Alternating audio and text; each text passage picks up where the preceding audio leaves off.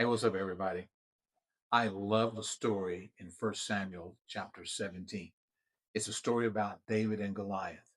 And the reason this is such a good story to me is because it's about choices. The strength that every individual has, hear me clearly on this. The strength that every individual has is not a feeling they have, but a choice that they're willing to make. David has to deliver lunch to his brothers on the battlefield. And as he approaches the battlefield, he hears this Philistine giant talking smack to the Israeli army. He's saying things like, if your king is such a good king, why is he acting like a coward?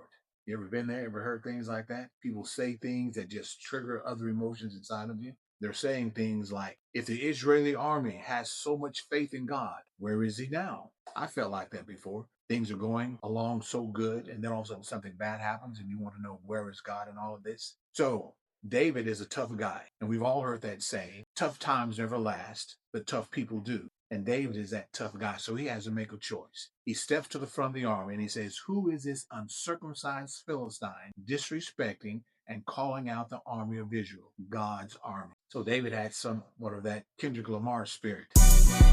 They not like us. They not like us. They not like us. They not like us. David was built different.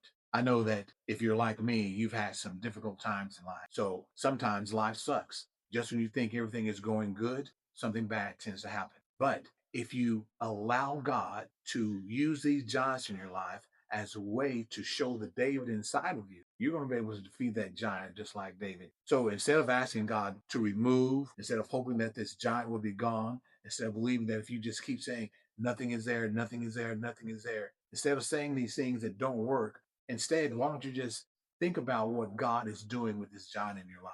Maybe God is trying to show you the David within you, and that this giant that you're having to face is going to reveal the character of who you really are. Here's a Coopism for you. Sometimes God will allow a giant in your life just to prove the strength in your life. That's what's up. Peace.